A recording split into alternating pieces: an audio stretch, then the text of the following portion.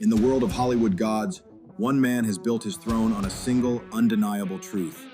He is the last one. The last action hero. The last movie star who truly risks it all. We are told again and again that Tom Cruise does all his own stunts.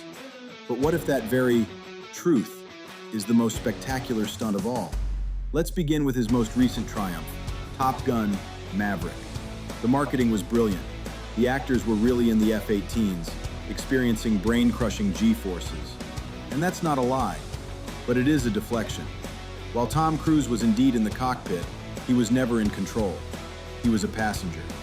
The real, breathtaking maneuvers you hear and feel through the screen were performed by the world's most elite naval aviators. The reality you were sold was a masterful illusion, stitched together by a team of editors, making you believe the actor was the ace pilot. It was a narrative produced by Cruise himself, and it made over $1 billion. To understand why this narrative is so important to him, you have to remember the moment it almost all came crashing down. Think back to the year 2000 and the cinematic catastrophe that was Mission Impossible 2. It was a parody of an action film, full of slow-motion doves and flowing hair.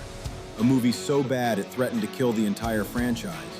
That failure taught him a valuable lesson. His name wasn't enough. He needed a story, a hook that no one else could copy.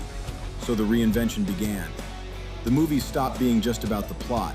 They became about the process. The marketing became centered on one question. What death-defying act will he perform this time? It was genius. The danger became the brand. That brand reached its absolute peak with Mission Impossible Fallout. For the first time, the insane stunts and the story were in perfect harmony. The film was a masterpiece of tension, from the visceral, bone-crunching sounds of a bathroom fight to the sheer audacity of a real, high-altitude, military-grade parachute jump. It felt like every dollar of the budget was spent putting the audience in the center of the action. It was the best action film of the decade, and it cemented the legend of Tom Cruise as untouchable. But after the peak comes the fall. The final two chapters, Dead Reckoning and The Final Reckoning, were a profound disappointment. The stunts were technically bigger, but they felt hollow. The villain wasn't a person. It was a shapeless digital AI. You can't feel the stakes when the hero is fighting a ghost in a machine.